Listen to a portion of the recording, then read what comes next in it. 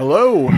Hey there, how's it going? Wonderful, Christina. It's good to get a chance to talk with you. I'm glad that you and I got a chance to meet face to face briefly when you were here in Boise, and I got a chance to see you guys Yeah, on stage. I was blown away with the performance.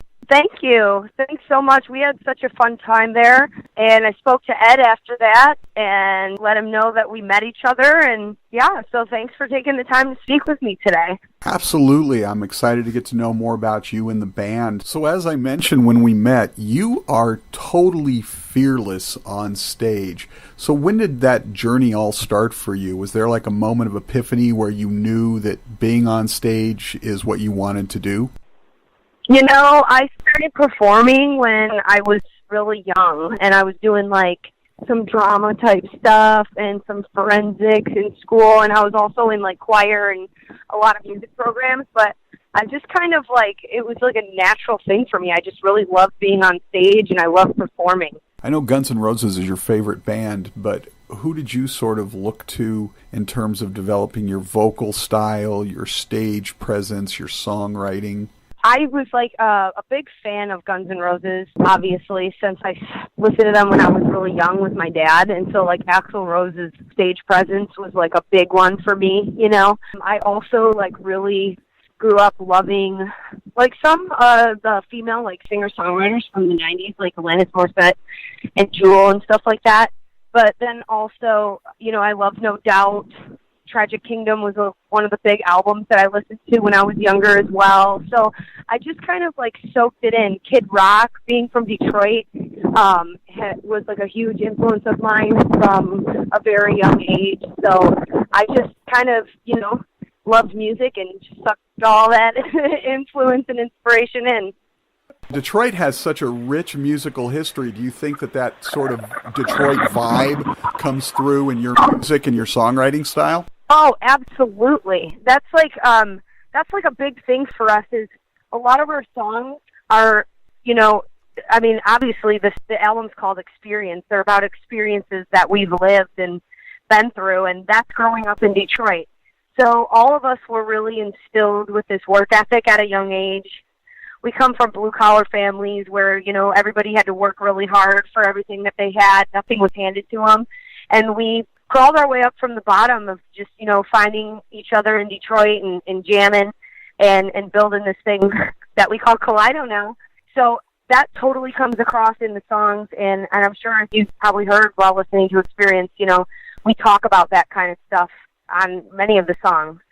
You guys came from some other bands sort of merged together, and when you guys came together, did you already have the direction that you wanted to go musically, or was it once you got together you guys sort of found your niche, your groove together, so to speak?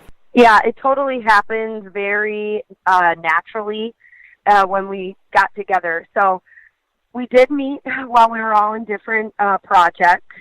Joey and I kind of started Kaleido. He was in a different band. I was in another band with Cody. Both of those bands naturally dissolved, and then we just started writing together. But I feel like our sound has really evolved over the years.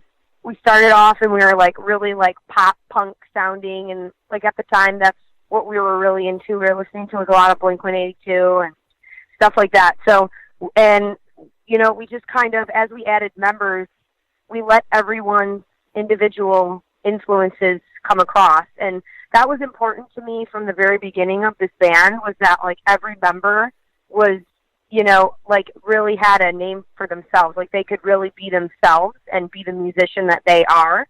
And when all of those come together, that's what creates Kaleido sound. So I never really went into it with like this micromanaged mindset where anything had to sound a certain way. We just kind of let it flow and become what it wanted to become naturally.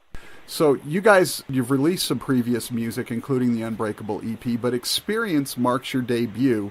Tell us about making the record and what that experience, no pun intended, was like for you. That experience for us was really chill. It was by our own rules. In the past, we've worked with producers that I really tried to like push us in a certain direction, which isn't always a bad thing, but I feel like on the Unbreakable EP and on the other music that we've released in the past, our live presence didn't really come across authentically. You know, it was a little bit too produced. So we went into creating experience with the mindset of we are going to try to capture what we sound like, what our vibe is like live. And we went into the studio. We spent over 2 years working on it. We took it really slow, lots of time on pre-production, lots of time playing the songs live and seeing how they went over with an audience and how they grew as we played them over and over, you know, in a live setting. Right. Before we went ahead and recorded them. Where in the past we've written songs and recorded them right on the spot. So all of the songs on Experience really had time to grow and develop on their own before we went ahead and actually tracked them. And I'm really happy with how everything turned out because I feel like we did achieve what we set out, which was to capture that vibe that we have live. And it's not too overproduced. Everything's pretty raw still, you know, with a little touch and a little flair of our own, like, personal, just our own little personal touches here and there, you know? Right. That's one of the things that I noticed when I listened to it was the type of music that you guys write could easily get overproduced, especially when they're trying to push you towards radio. But there's still that edginess to it that makes you guys seem real. Thank you. I'm really happy that that's coming across because, as I said, that was just so important to us, you know? And that's another thing with radio. It's an interesting beast in rock radio nowadays. You know, there's this, like, stamped sound, and that's not really Kaleido, you know? We kind of, like, just do our own thing, and we enjoy the music that we make, and if it works, you know, it works. But we don't, like, really try to, like, fit in the box. Well, yeah, I think I mentioned this in the review I did of the show the other night. Your music there's so much variety in it that you can't really be pigeonholed. I mean, you get that, you know, you mentioned No Doubt. You get sort of that No Doubt vibe with Trouble in Paradise. You get more of a rock vibe with, you know, Die Tryin'. You know, you've got other stuff there with No More Little Miss Nice. But you just got a whole lot of stuff going on in the variety of sounds that makes you sort of unique to what everybody else is doing. Thank you. You know, it's taken us, we've been a band for about 5.5 years now, and we've been back and forth in the industry with a lot of people that have tried to change us and have tried to tell us that that's not okay and that we need to find the lane and we need to stay in it.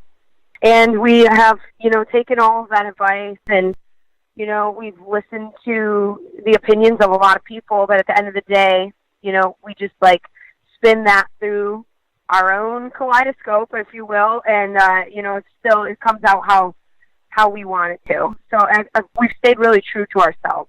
After getting the album done, what was sort of the biggest takeaway that you took from the process of creating it? That I really enjoyed just doing what I wanted to do when we made it. I really enjoyed producing it ourselves. And I plan on doing that again. You know, I really like how it turned out. I like the fact that we kind of just, like, played by our own rules. It paid off, obviously. You guys have already had, you know, 3 singles out there that everybody is responding to. You guys are killing it on Loudwire's Battle Royale right now. I think you're still holding down the #1 spot with Die Tryin'. Congratulations on that. Thank you. That's been incredible. I mean, like, Loudwire is huge, and that they debuted the video for Die Tryin' for us, and then to be entered into the Battle Royale and to just be kicking so much butt, our fans are just, like, killing it. It's really exciting. We've won 2 weeks in a row, and so I hope we keep it rolling. And I love the message of the song. Tell us a little bit about that one. Well, that goes back to that blue-collar Detroit mentality of you might not win them all, but, you know, watch us die trying. So you get knocked down, and there's a lot of ups and downs to this music industry, and, you know, we've had our fair share of both. So that song is kind of an anthem to, you know, stepping up to the plate, taking your swings, and, you know, never giving up, no matter what. And as I mentioned before, the music on Experience is so diverse. Is that diversity a goal when you write, or just an organic progression of who you guys are as musicians and songwriters? It's completely organic. Completely. All of our songwriting is just whatever we come up with and whatever feels right, and we vibe with it, roll with it, and if it becomes a song, it becomes a song. If it doesn't, then we're just kind of like, okay, well, that's not meant to be. You know, it's not always the case, but it's everybody in this band is just so diversely influenced. I think we wear it on our sleeves, and it just comes out how it comes out. We just talked about Die Tryin'. You've released a video, shot a video for that, and released it. Trouble in Paradise, same thing. It looks like you guys had a ball making them. Yeah, that's another important thing is having fun, and we know how to do that. Let me tell you, we have a lot of fun. Everything that we do, we try to keep it fun, fresh, and, good morale. I think that we get the best results from that, having that type of attitude. I think that we are where we are in our career because we've maintained that attitude. And that's just who we naturally are, We like to have a good time and live life. Absolutely. I noticed that when I watched you guys on stage. Everybody was smiling the whole time, and it's usually when you have a female-fronted band, the focus is entirely on the vocalist, but the guys in the band are so energetic. Cody with his over and under with the bass and just dancing around, and I was like, this is a real band. This isn't just, a vocalist with a band behind her. This is a real band. Yeah. Yes, sir. That's one of the things that we, again, going back to when we started this thing, that was really important to me. And I've been through so many situations where there have been people that have tried to drag me away from my band or get rid of the band or say, go solo, do this and that. I've just, stuck to my guns. And since the very beginning, it was important to have, these large personalities. Not only are they, incredibly talented musicians and, great guys, but they have big personalities, and that's really important that everybody gets to shine. And we were talking about the videos a moment ago. Besides the 2 that you've released, plus the lyric video for Love and War, will there be any more from the album, or are you guys sort of in that wait-and-see mode at this point? Well, we plan on doing one for the end next.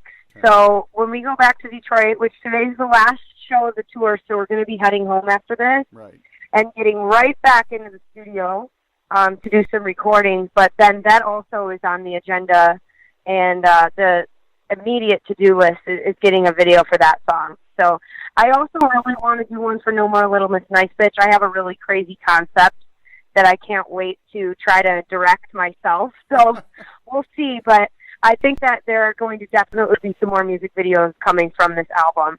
It just kind of goes hand in hand with the experience, it's visual as well as, the audio. Right. Well, perfect then. Since you mentioned both of those songs, let's tell us a little bit about each one. That way, when you get ready to premiere it, we've got a little quote from you about the song.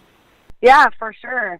Well, No More Little Miss Nice Bitch goes back to what we spoke about a little bit before, where there was a lot of people that tried to, push me into the direction that they thought I should go in rather than what I naturally do and who I am as a person and artist. So that little tongue-in-cheek attitude of that song, that's where that comes from. I'm a sweetheart, but tough as nails, sweet as sugar. You know what I'm saying? There's that little edginess to me. That's where that came from for that song. So you can be sweet, but you can't get walked on. So no more Little Miss Nice Bitch. Nice. And the end? And the end is, again, just being fed up with someone who didn't appreciate you for who you were and just kind of ends up being this disgusting person that you can't stand being around. Nice. So one of my favorite tracks on the album is Balcony. Tell us about that one. Ooh, that's the darkest song on the record. Yeah, I wrote that song really late at night and just going through some... I think, as an artist, there's a lot of different emotions that you feel, especially when creating your art. And that song is a peek inside of a darker side to me that I haven't really shown in my songwriting until this point. Because, we talked about a bit ago, how, we're really usually very happy and upbeat. And that song kind of shows, that a darker side and that insecurities and doubts, that I think that we all feel, that I feel, and I portrayed that on that song.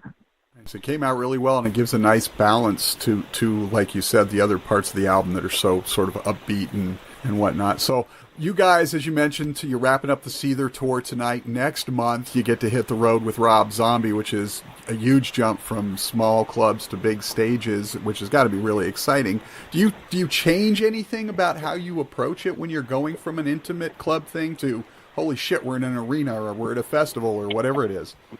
No. I kind of gauge it by how long my set is, So on this Seether run, we've only had a half hour, and when you're going to a lot of new markets for us, which was the case, and playing for hundreds of people that have never even heard of my band. I kind of want to just like wham, bam, sock it to them real quick and hit them with an explosion to start off the night at a rock show, Whereas when I have a longer set, I have a bit more time to, dive into some of the slower songs, like our song Goodbye, which is really emotional, and even The Balcony and The End. And we have more time to kind of like play out the dynamics of our music.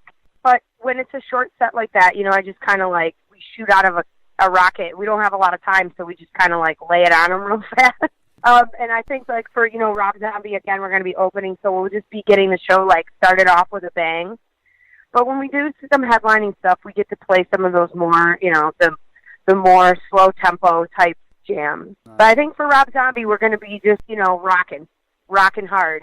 Absolutely. So you guys have a month off. You're going to be working on some new music, it sounds like, in the studio, working on video stuff. When you get a little bit of time away from the music, what sort of stuff do you do for you? I mean, are you a Netflix and binge person, or are you, what do you get into? Well, I like to sleep, and I haven't had much of that on this tour, so I plan on getting some real quality time in with my bed in the next couple of days. And I don't really watch too much TV. I'm like about Kaleido all the time. We run everything, it's like we're still like a really independent band, so I'm handling all aspects of everything that goes on. So not even just the creative side, as far as putting the songs together and mapping out videos, there's a whole other side of this to like the business aspect of things. So I'm just like waking up every day and doing what I love, and that's my band Kaleido. Awesome. Christina, thank you so much for taking some time. Congratulations on the tour, the album, Rob Zombie coming up. I'm excited for what's coming next for you guys. We are too. Thank you so much for an awesome review. We really loved that. It was really well written, and thank you for that. It's been really nice to meet you. Thanks for taking the time to chat with me today. And I look forward to coming back to Boise and getting to sit down and chat some more in the future. Absolutely. Be safe on the road, and we'll see you soon.